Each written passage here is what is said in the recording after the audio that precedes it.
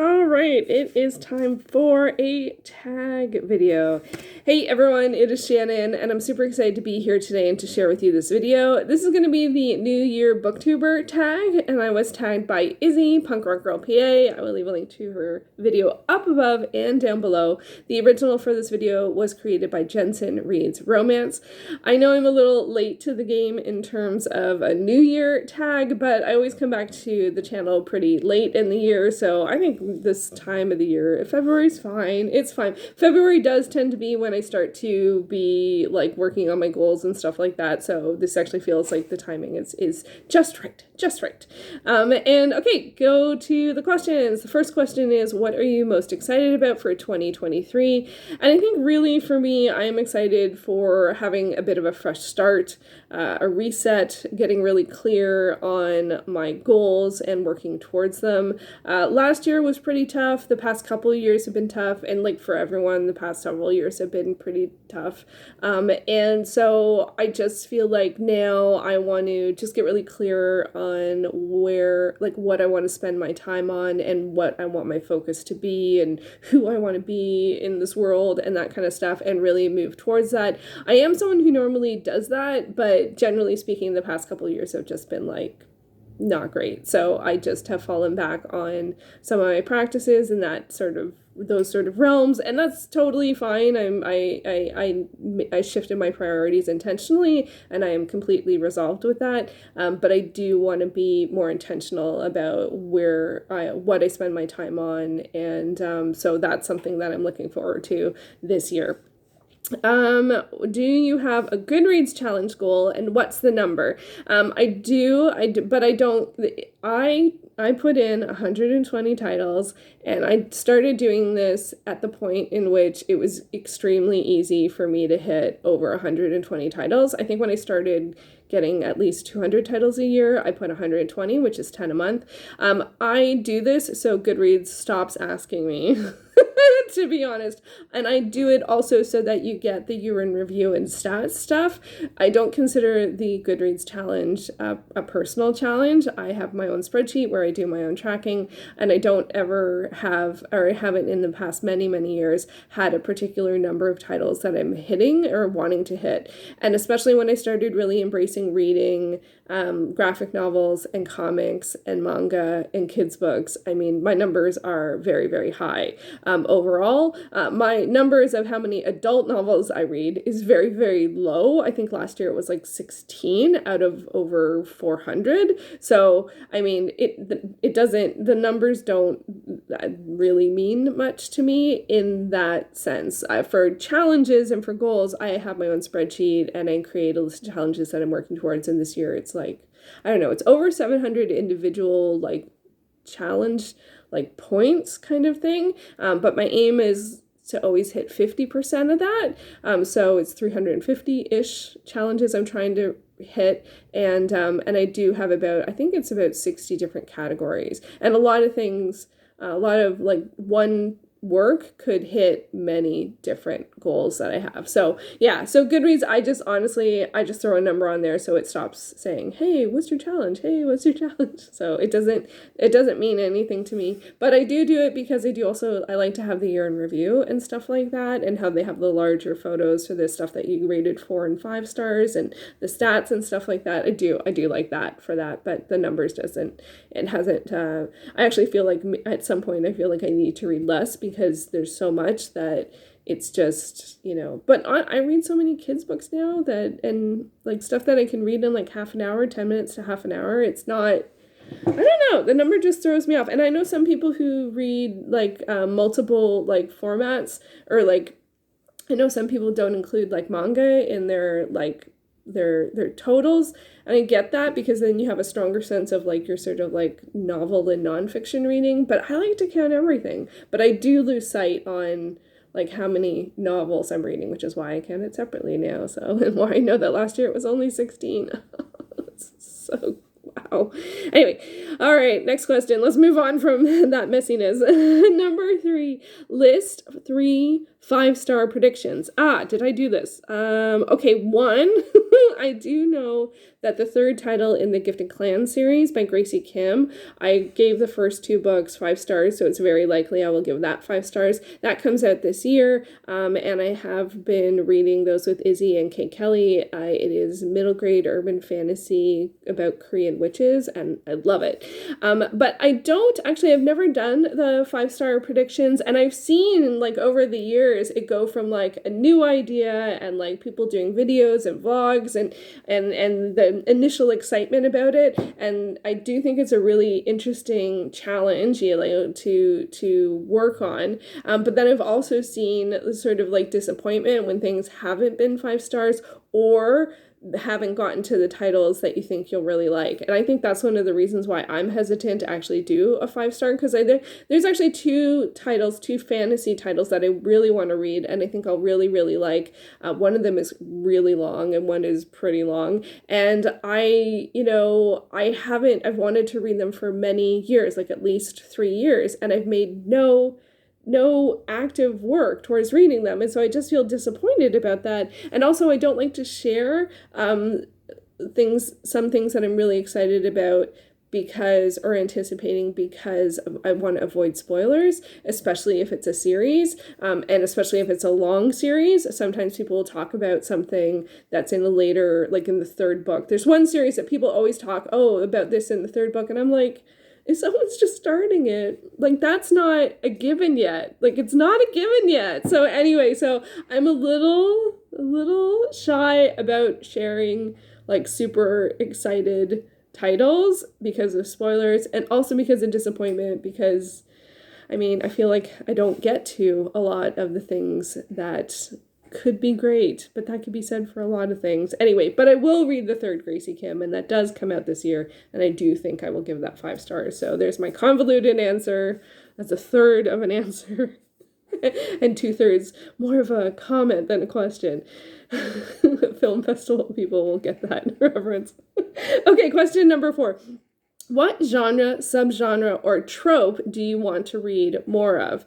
I'm reading my answer and I'm like, that's actually not an answer to the question. What I wrote was adult urban fantasy series books. So I guess that's a genre. And I think because urban fantasy and nonfiction are my 2 favorite genres. And although I read a fair amount of urban fantasy, either in kids' books or in graphic novels and comics and manga, I haven't been reading a lot of adult urban fantasy series. And it really is something that I have enjoyed the most over the past sort of like 10 years or whatever. So I don't quite know why I haven't done it. So that is definitely something that I want to read more of this year. So, and I also want to read more kids books. I have been reading more kids books, and I did create an A to Z challenge for myself for reading kids books, and I think I've gotten already 3 titles, and so that's been really fun. It's been really fun. So I do really like kids books.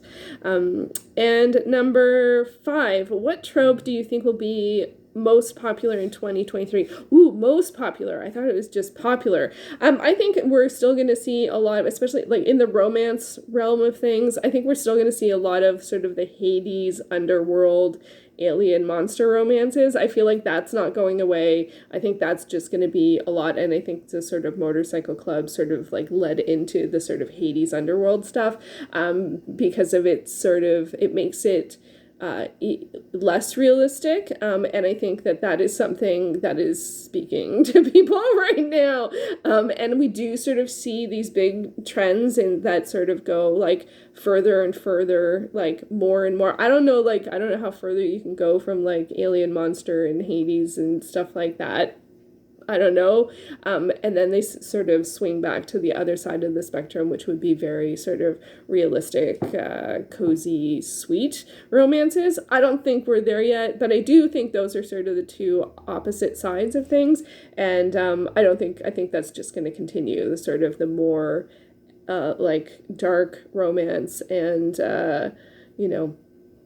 aliens and monsters. I think that really is gonna stay. I think that's gonna stay. I would be curious to see if it goes further And I'm sure I will find out because I watch lots of channels where people read them. I haven't read tons of that realm of things. I think I would like reading a Hades one, and I think like Hephaestus needs a bit more love. I always think Hephaestus is a great character, blacksmith. And like that's really cool. So if anyone has any Hephaestus romance recommendations, let me know. Okay, question number 6. Name 3 bookish goals that you have for this new year. Oh, one I already mentioned, an A to Z kids book series, and I mean sort of like picture book. I'm really excited about that one. And these are new for this year. I have like, I don't know, 60 or something. I think I already mentioned that. So A to Z kids books, adult next in series titles, so urban fantasy for sure, but I did just create a list of like, there's lots of series, and I've been reading intentionally a lot of shorter works over the past couple years, but I would also like to make progress on adult series that are novels, whether it's, regular fiction or speculative fiction or urban fantasy. It doesn't really matter, but it's more just that it's an adult novel progression in a series. And then I also do want to, read the works of Lisa Kessler. That's one of my new goals this year. She's a romance author. She writes a lot of paranormal romance. I love the Sentinals of Savannah series. That's the one that I'm working on right now. That's about immortal pirates, and also generally speaking, it's male-female romance, and the guys are usually the immortal pirates, and the women are either psychic or sensitive or have some kind of supernatural paranormal connection ability, and it has been so much fun. And the series is closing out this year with the Captain's Curse, and I've read 3 or 4 of the titles, and I'm really enjoying it. So I'm going to continue reading that series, and I do want to try some of her other series. She has shifter romances and vampire romances, and I really enjoy her work. She has a YouTube channel where she does tarot readings, and she's doing a tarot deck this year, and I follow her on Instagram, and she's just awesome. So I'd like to continue to read her works, and so Sentinels of Savannah is what I'm working on right now, but she has lots of series. Number 7. Name 3 personal goals for the year. Well, I think the biggie, it really is, in terms of, this format, is celebrating my 10-year YouTube anniversary, which I will link my announcement video up above. And I'm doing I'm hoping to do a lot of reflection videos of things over the past 10 years and how things have gone, and in particular in terms of how they relate to what I've talked about on the channel. So I'm really been excited about working on that. And then one of the things that I want to work on is some film related goals, and that's like movie film goals, in terms of sort of knowing who I am as a film lover these days. I've gone through, film is something that I've always loved, and I've gone through different sort of stages and different sort of amount of how much focus it was in my life, where from being a lot of focus to almost no focus, and I'm working on it more this past couple years in terms of watching more movies and trying to I really want to figure out what I like, because I feel like it's so easy to get sucked into the trap of what is just new, or what is what is produced by the streaming services you happen to be watching. And I just want to get to know, what do I want to watch? What do I like? And so that's something that I'm going to be working on. It is tougher than expected, because it requires more work to work towards watching anything other than what's sort of thrown in your face. I am also trying to make one big list of all of the films that I've seen, because I have had the experience, just happened last week again, where I got halfway through a movie and I had seen it and I didn't realize that I had seen it. So I'm working on that. I still have 570 titles to enter, and then I have a whole whack of stuff to format together to have in sort of one big spreadsheet tab to be able to search and have it be searchable. And because it's I think it's over 4,000 titles. I know it's over 3,000 titles, but I think it's, I'm curious to see, I think it's over 4,000 titles, so that's one of the big goals that I have for this year, and that'll help me to be able to do some of my reflection on film over time and over the past 10 years as well. And then also I want to be more engaged in art.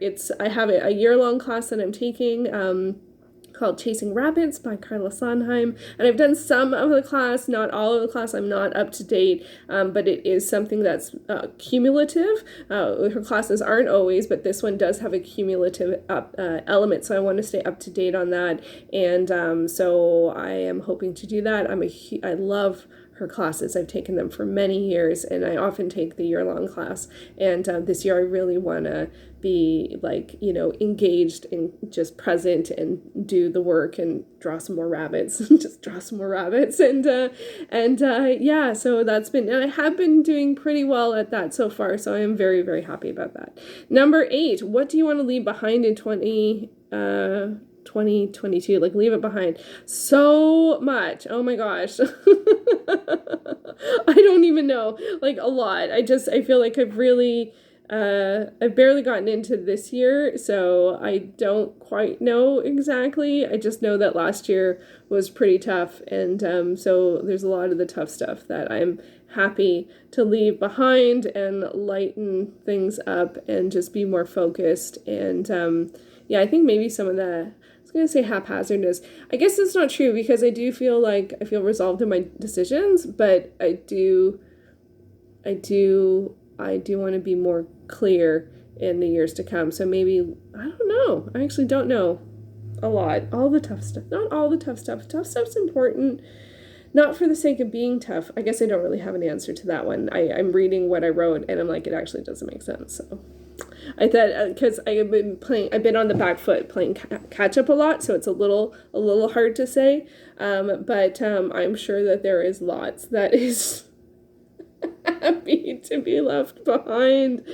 Oh my gosh, yeah. There is a fair amount, but I think I need to get clear on what's important, and then that'll help me be clearer on what's good to leave to the side. So I think that is my answer for that. Thank you so much for watching my video, especially late in the year. Let me know how your year is going. I will leave the questions down below if you'd like to do this video yourself, or if not, they're great questions to ask yourself in your journal, and see what you want to bring forward in this year, and also what you want to leave behind. So there you go. I'm curious, do you know what you want to leave behind? I really floundered on that one, so I'll be curious to hear anyone's response to that if you would like to share. Okay, that's it for this video, and I'll be back soon with another one. Thanks so much for watching.